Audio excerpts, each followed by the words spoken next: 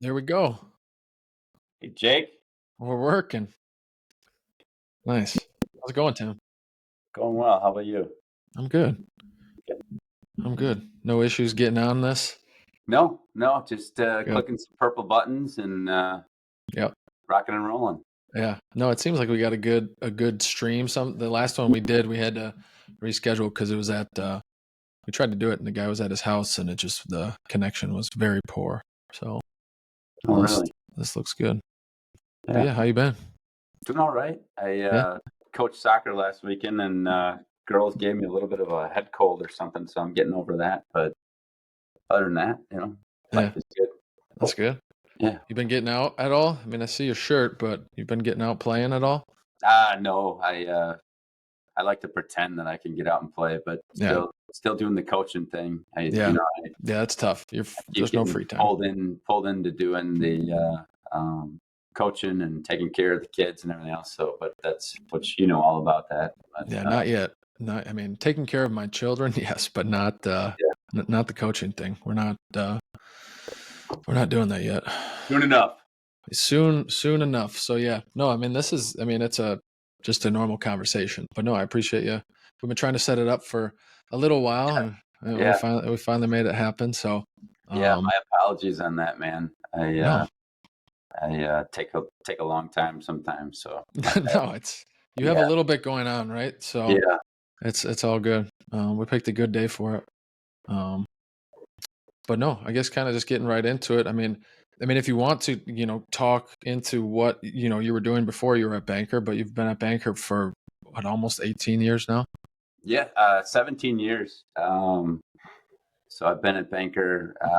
It's like my 17th anniversary, actually. I think next week. So prior to Banker, I was at so graduated from Whitewater, UW Whitewater, and didn't know what I wanted to do. I still don't really know what I want to do. Still trying to figure that out.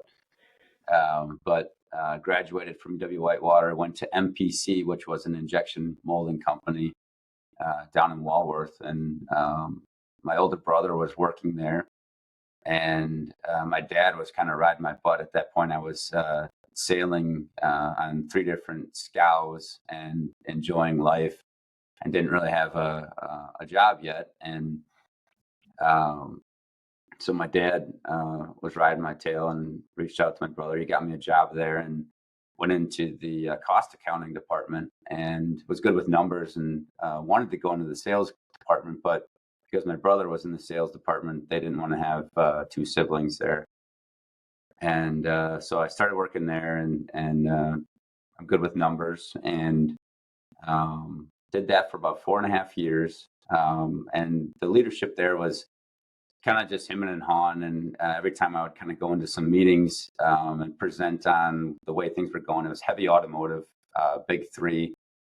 And that was early 2000s, kind of presenting on the trajectory on things. It didn't seem like there was a lot of passion or care on, the future. And so, and my future didn't necessarily look that bright as far as upward mobility. And so I ended up going and leaving in 2006, and I did Sarbanes-Oxley for a whopping 11 months. And I did that for a company called Precision Cast Parts Corporation for their industrial products division. I learned a ton, and I learned so much about how the business operations work. And I also learned that I really need to be liked. And when you are an internal auditor for a large company, no one likes you. And Yep. so I hated my job, and traveled all over, visiting all of our different business units. And, they would put you in this room, and you would have to go through all the books, and people would, you'd tell them all the things they were doing wrong. And it was awful. And so my business partner here, Dave Stout, would reach out to me about once a month in 2006 and told me that I sucked in finance and that I needed to come over to this company. He left. He and I actually worked together at MPC. He was my boss. And he kept reaching out and telling me they needed to come to Banker Wire because he left MPC about a month or 2 months after I did and came to Banker Wire. And he then would reach out and just keep asking me to come to Banker. And then I found out listening to a 10Q report that they were shutting down our industrial products division at PCC. So I called Dave and I said, "Hey, how serious are you about me coming to Banker?" And so then, luck or fate, I ended up coming to Yeah. Banker Wire in June of 2007.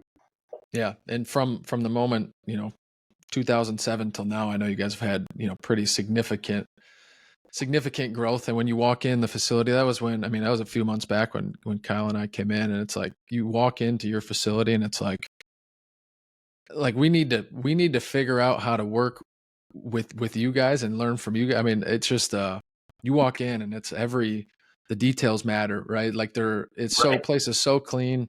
You walk in and the culture, there's a lot of places that have it, plastered up on the wall, what core values are, but like you can walk into a place and feel the energy, and that was Banker Wire. And I almost felt like I should have known more about you guys sooner than what we did, because there's a lot of overlap with obviously with our companies and how we're trying to get to the same, to the similar level of where you guys have grown it, and we're just at the very very beginning right now. But that was cool. That was really cool for us to walk through, and I know I've told you that like 10 times, but Yeah.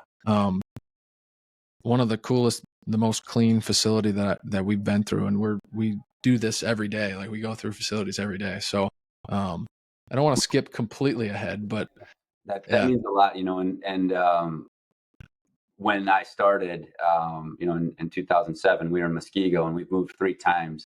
And we've, grown from 35 employees up to 210 today. And we're still trying to grow, right? And to your point, it's the culture, it's the people, and you can't do it without good people. And the group that we have here, the tenure, and there are so many individuals that have been with us really for so many years, and even the ones that retired. We just had someone that retired after 38 years, and you can't do it without good people. And we're so grateful for just having those individuals here for so long. Was it always like that when when you guys joined, or was it? No, And I, when I think George and John Boxhorn, who are partners, and who Dave and I started working for, they are um, brilliant mechanical engineers, and they basically started off with this platform for us to take it to that level. And there was a little bit of a different culture then. It maybe wasn't as nice per se, right? But it was still a good culture. But that was something that when Dave started, and then when I came on board, we definitely wanted to make sure that it was a great culture, and it starts at the top. And working Dave and I alongside each other for I think it's been like 24 years now we've worked together. So oh, he's like a big brother to me, and been one of my mentors, brother, whatever you want to call it. And together we've built this thing, and it's with all the people, and um, it's just an awesome culture. yeah. There you always have your ups and downs, right? But it's as cliche as it is to say, but it truly is like a family. Everyone really cares about each Yeah. other around here. Yeah. No, it is nice when it is like that, because there's companies out there that say we're a family, right? Say we're a Right, family, but right, they don't act it. right, Um, and sometimes you don't like your family, right? So it right, doesn't. So right. or you don't have a good relationship. Because you started off as the director of sales, right? Correct. When you first came over, but was it? Obviously the focus is sales, but you're saying it's you actually got to spend time on trying to actually create the culture and implement probably different ways of doing things where it's not just, director of sales, right? Yeah, I mean, you're going through that right now, Jake. I mean, when Yep. you're a small business in the beginning, you're putting on every hat. You may have a certain title, but you have to put on every single hat to do the right thing and to make sure that the culture in every single department is the culture you want to be throughout the company. And so, um, yeah, it's the entire organization has to have the same objective and same goals. And, it needs to be every single piece needs to Yep. be working in the same manner. Yeah. No, for sure. Was because when you started, I mean, how has your leadership style, I guess, evolved? From Yeah. I mean, it's been like you said, it's been 17 years director of sales to vice president to president to CEO. I mean, was there like a defining moment where you're like you realized you're a very good leader, or you had to switch up? Maybe you had to switch modes, or I'm always curious to ask that question of like how has it evolved? I think that's a funny question because together, again with Dave and I, our leadership style worked really well. In the beginning, my leadership style was a little bit hard. I sometimes perhaps, I always lead by example, right? That was the leadership style in the beginning, and maybe a little bit rough around the edges as well, and sometimes a little bit too loud, per se. And That's hard to believe.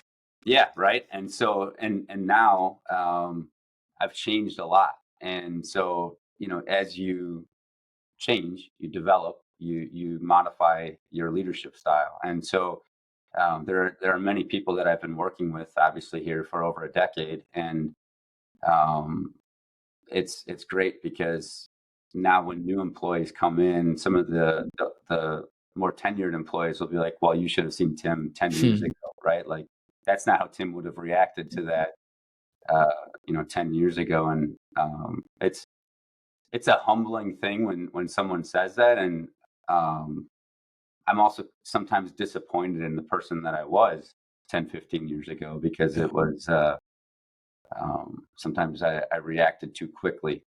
Yeah. Yeah. No, that is. It's like it's a compliment, but it's also Right. Right. it's like a backhanded compliment Right. too. Right. Yeah. Right. Yeah. Um, so I mean, kind of going back to Banker Wire. I mean, like I said, we should have known when you walk into your facility. It's like we should have known about you guys a long time ago. But could you share kind of who Banker Wire is and what you guys do? Because I think there's a lot of people in our industry that maybe don't realize how involved you guys are in a lot of the things that we already sell, and people that we already work with. So I mean, it's a pretty cool story. Yeah, sure. So, we're a wire mesh manufacturer, pre-crimp woven wire mesh. So we take wire, we crimp it, and then we weave it, and then we turn into sheets or rolls. And it's used in, all sorts of different applications, architectural, industrial applications. And then we also weld it. So we take it and weld it into sheets. And then again, the welded sheets are used primarily more for industrial types of applications. And to your point, Jake, most people don't know about us right away because, in a sense, we have purposely gone about doing that on the industrial, commercial, OEM side, because our motto is to try to be your wire mesh partner. And so, we want to make sure that whoever it is that's out there leading the charge, that's using our products, um, we are that partner. And we want everyone to know that, um, it's sort of like, the Intel inside the computer, right? Where it's the product that's provided and it's the best product available out there, that woven product. We know we are the best available, but we also don't want to step on anyone's toes and you know take anything away from who it is that is out there selling that end product. Yeah. On the architectural side, though, I think Harrison, our VP of marketing and sales, has done an exceptional job with brand recognition on the architectural side. And so on the architectural side, there are many, many architects and interior designers, I mean, that know a lot about us. Yep. But then if you're, from your perspective, right, like you guys just discovered us, and that's kind of crazy Yeah. considering how big we are. Yeah. No, and I think, and again, that was speaking of backhanded compliments, that was not a backhanded compliment. That was a like I talk to all the architects now and everyone knows who you are, like you just said. But Right, it was kind of us just not right, we're moving at a rapid pace, trying to not have tunnel vision, and it's just like that's on us for not knowing that. Because yeah, we walk into the facility, it's like holy right. smokes, like you guys got it figured, you guys got it figured out. Well, Um, not everything, but no, we're but I think anyone that walks in to your facility would say that you do. So, but well, thank you. um, staying, kind of go back on the sales side. I mean, what's your approach to selling? And I don't want to keep asking the same kind of questions, but I am curious because you come in as the director of sales. I mean, is it a volume thing? Is it building relationships? It's From definitely relationships, right? I guess I'm old school that way. I come from a long family of salesmen, and I still in our industry I still believe that relationships come first, and obviously having a great product helps a ton. And so knowing that our product is the best product out there, and being able to leverage that with the customers, the quality, the customer service, the team I have here, we can't be beat. yeah, And so the only thing that gets in the way is sometimes overseas commodity you know pricing. And when it comes down to that, we win because someone comes back to us and customer service wins time and again. yeah, And so it's been just that relationship building over time that once we develop that customer relationship, we do not lose a customer. yeah. Is there any lessons learned on the sales side or anything that comes to mind with that you share with, maybe it's so you just hire somebody in sales and you kind of bring up a past experience or you went through a deal and something. I'm sure it happens often, but is there anything off the top of your head, stories or different approaches that you have to share with new people that you hire or maybe people that reach out to you, as a mentor? um, I'm always curious to ask questions of people making mistakes and so that other people don't. So yeah, absolutely right. The under promise, over deliver. Those are that's key for what we do, and always know what you're talking about. Mhm. I learned that very early on, actually, at MPC with a gentleman that I was, wet behind the ears, if you will, in the injection molding world. And um, I was working on a quote, and he asked me, "Do you even know what the hell you're talking about?" And I was very nervous, right? Because we're in a big Yeah, conference room, and this I'd been at the company for like 6 months, and I I stopped and I looked at him and I said, "No, I don't know what I'm talking about." And then he said, "You know what? You're going to go places because you're being honest, right?" And I think that that is so important to, unless you know what you're talking about, don't speak. yeah, and people Right? respect that because Yeah, you're absolutely. being authentic, and because Right. he asked the question, but he knew the answer. Right. You Right. know, Right. so if you say yes, and then you get yourself into a deeper hole. Absolutely. Yeah, no, I had the same um, thing said to me. Like it's okay if you say you don't know, as long as you get an answer back. Now Yeah. you can't be 2 or 3 years in and still not have any clue. But to start, it is cool to see, whether it's a client, end user, or whatever. Like if you're just authentic about that, like Right. they almost feel like they take you under. It almost feels like they try to take you under their wing and like help you out.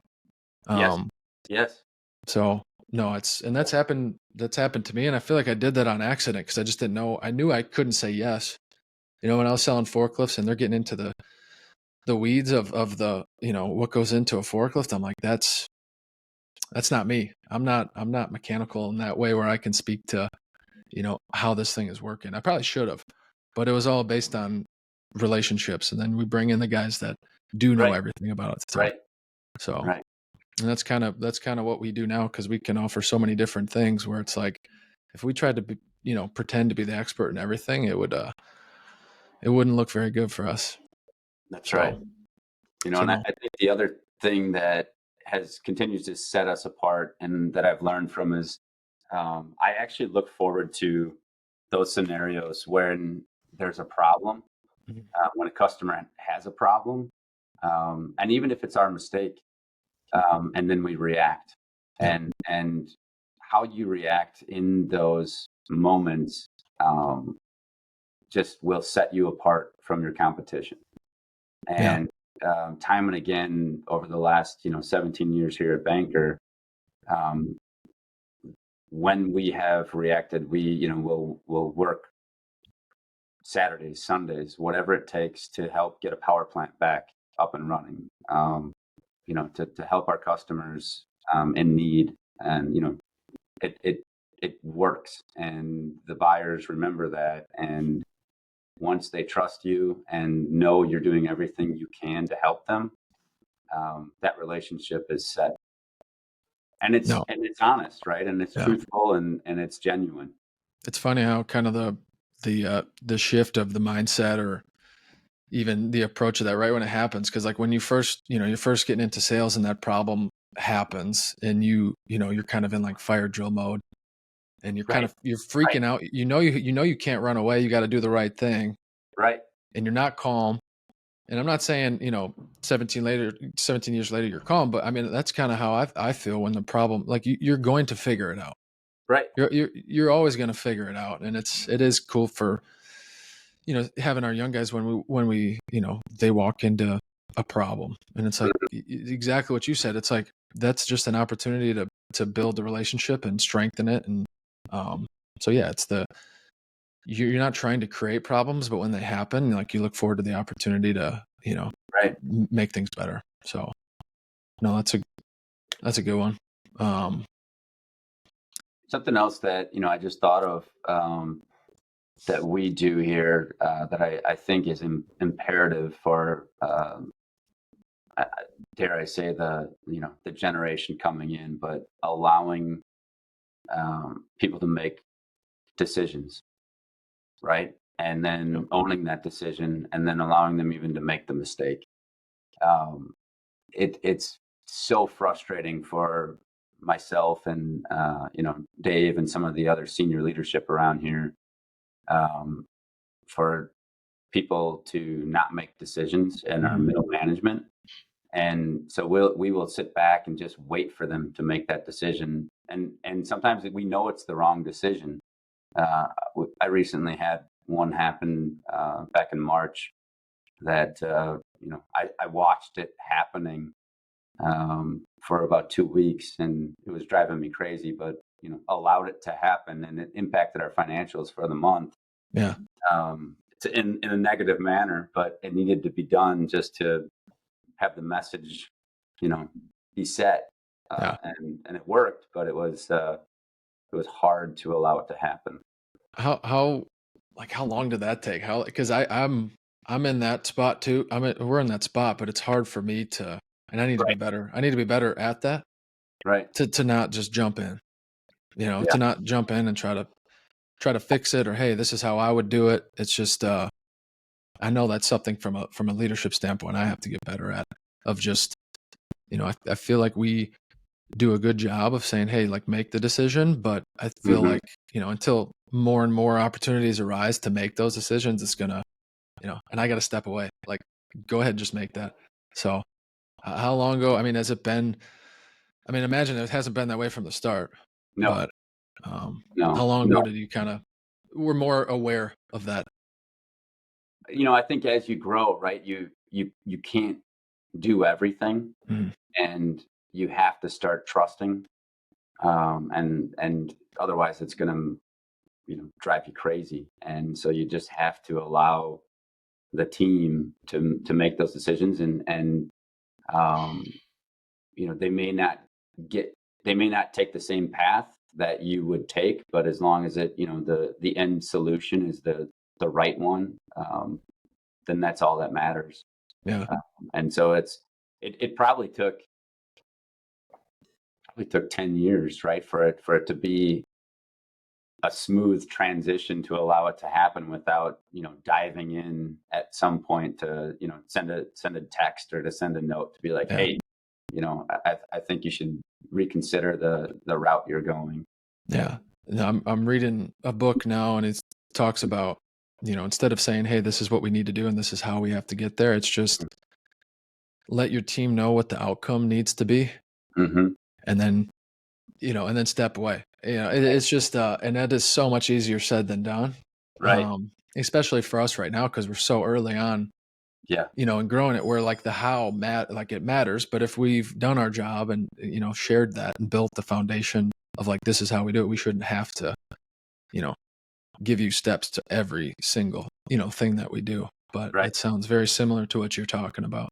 Absolutely. I've got a poster on the wall that is in my office that it's just says different philosophies on it, and it's uh, two ropes that are tied to a pier, and the one is wrapped up perfectly and very well organized, and it's a boat's tied to the pier as well, and it's you know set up perfect, and then right next to it the ropes all over the place dangling in the water, and the boat is also still tied to the pier, right? So both ropes are doing the same job.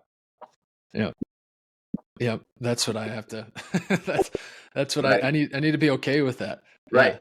Yeah. Right. Be It's okay with that. hard. It's Yeah. very hard. It's Yeah. very hard. Yeah. No, it's interesting. I know there's one thing that I wanted to touch base on, and the foundation that you Sure. guys have. Um, we did a little, kind of the partnership we have with Evans, and that's how we got. I'm pretty sure, or no, that's not even how we got introduced.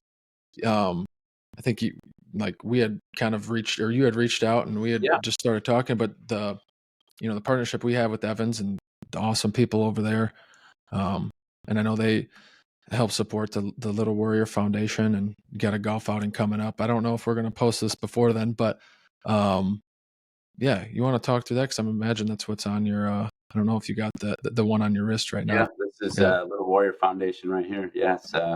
Yeah. Thanks for bringing it up.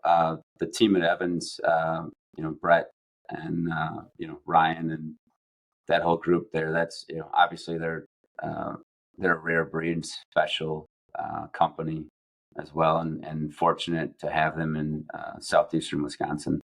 Um, yeah, awesome, awesome people.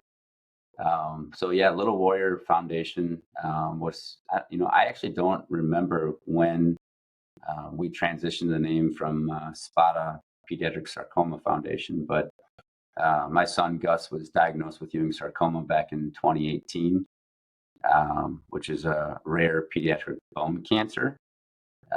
And so that's been a battle.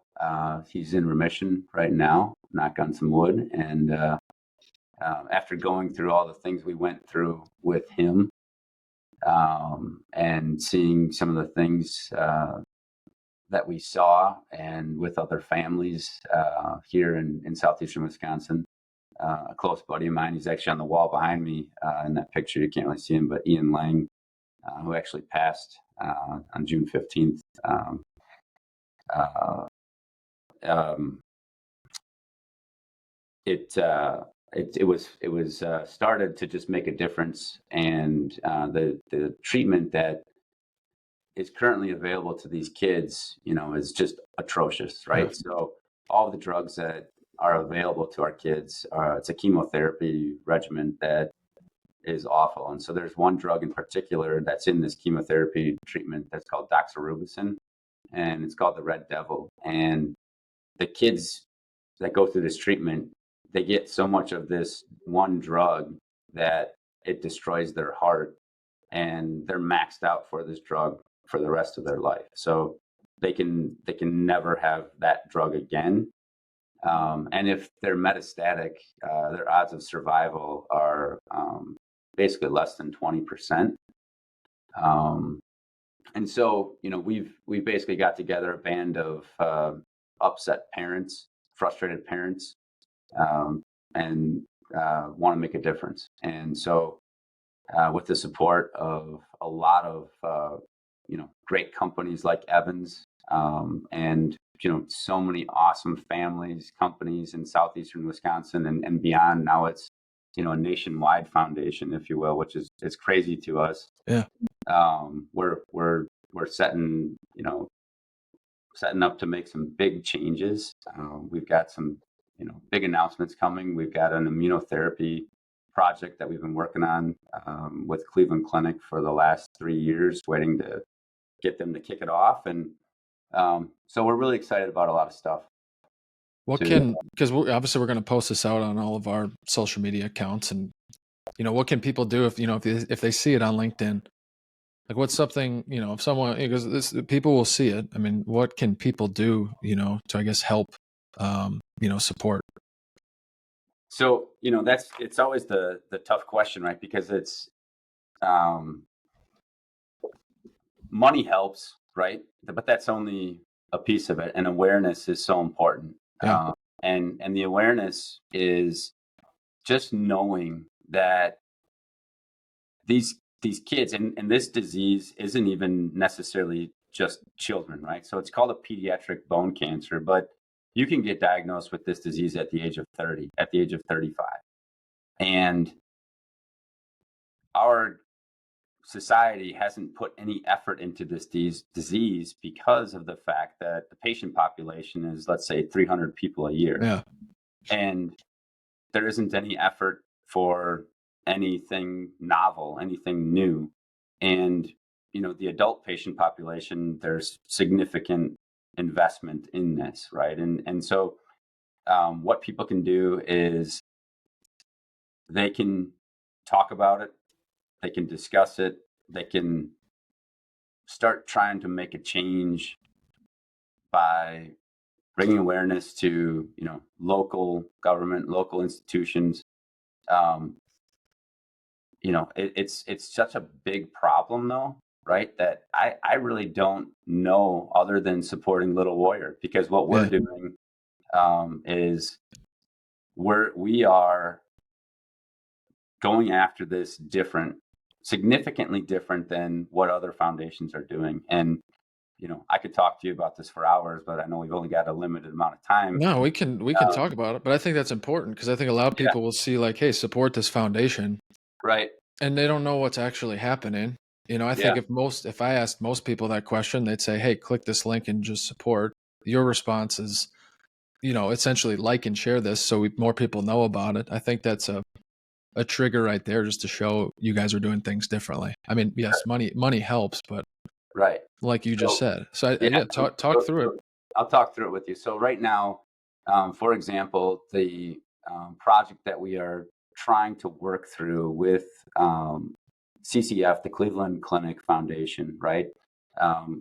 We're trying to kick off an immunotherapy, and generally, an institution asks a foundation for money to kick off, a clinical trial, and you just donate the money to the institution. What we're doing that's different is we want to make sure that if this immunotherapy works, we want to ensure the Ewing sarcoma patients that they're going to have this opportunity for this immunotherapy in the commercial setting. Mm-hmm. And so we are trying to work with the institution, ensuring that if there is commercialization later on, this patient population does not get left behind. Yeah. And so what usually happens is the bench science or the bedside clinical trials happen, and then it stops. And it stops because a biopharma will buy the intellectual property, and then they move it on to a larger patient population. Yeah, where they can make the money. Where they can make money. Yeah.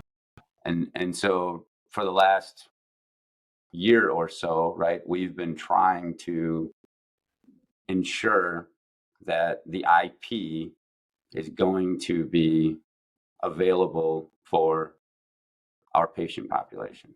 That just seems so crazy to me that's like that's why you're doing it. That's why you're, but that's so crazy that is the norm. I It mean, I think people are becoming more aware of, kind of how everything is working and how it's not all sunshine and rainbows. I mean, like people are out to make a lot of money, but right, something like that where it's like you're spending the time, you're spending the money to make sure the research gets there, but there's a chance until you go through this that like the people you're trying to actually make a difference for don't get the benefits that you're trying to right. trying to create. It's just so it is. It's it's very backwards. It's extremely backwards. Yeah, and everyone's trying to help. And the institutions are all trying to help, and the attorneys are all trying to help, and it's everything is so big, Yeah, right? And everything is so slow. And the hard part, for us is that these are people's lives, right? And that's the thing that we keep trying to remind the attorneys and everyone when they're just moving pieces of paper around. yeah, And I think they're sick of the group at Little Warrior reminding them of that. But it's the God's honest truth, and it's extremely frustrating for us. yeah. That means you guys are doing what you're supposed to be doing, though, Right, right? right, So no, I think it is helpful because, like we talked about, I think a lot of times it's just you see a company donate a check, right, right, to X charity or X foundation. They post it on social media, and then it's just kind of done, and no one really asked the question of number one, like why are you donating to that charity? But then like what actually happens? What right, happens after the fact? And right, when you got somebody like yourself, I mean, you're running a very large company. right, That alone, coaching your kids, and you're doing this right. on the on the side is I mean, it's pretty special, and it's cool to that's why I just asking the question because people will Well, see thank it a you, lot on LinkedIn, and it's like I don't want it to just be glossed over of like no, like it, share it, thank have you. more people aware of it, and when you guys are having events, I can't imagine you're going to have trouble finding people or for the 24th out at Lac LaBelle. Right, But yeah, it's more than just hey, I need $1,000. Um, right. so no, it's pretty Thank cool. you. No, I really appreciate that, and the team, um, the Little Warrior team. We're, I think we're so blessed to be together. Obviously, none of us wanted any of this for our kids, but the silver lining is such a great group of people, and we're really fighting hard, and we're doing it for the next kid diagnosed and or adult diagnosed, and we're not giving up, and it's going to be done the right way because going into this so ignorant and naive, I've wasted a lot of money, just donating to institutions or people that I thought could help quickly. Mm, And it was just for, and from their perspective, right, they thought they did because it was really cool bench science or it was really cool um, something, yeah, right? But at the end of the day, we're still dealing with the same standard treatment that the drugs are 40 years old. right. Yeah, no, it's just insanity. Yeah, Um, it's hard not to end on that one, but if there's if there's any other topics you want to cover, I mean, you got a lot of good things happening over by you guys. So if there's anything else that you wanted to, touch on or anything you have prepared, just let me know. Otherwise, we can wrap it up. I mean, I look forward to sharing. I mean, I like talking the business side of things, but it's like you're obviously very passionate about that. So it's fun to talk to people about what they're you know yeah, what they truly care about because you can hear it. We could talk about wire mesh, and I mean, you can be passionate about that, yeah, but it's more so like when it's something where you can hear it in their voice. yeah. Like No, I that's fun for appreciate me. that. Yeah, and I love what's really cool about Banker Wire is um, when when I was going through all the things I was going through, um, the company was so good to me. Yeah. Yeah. And Yeah. sorry, I'm getting a little emotional on that one, but No.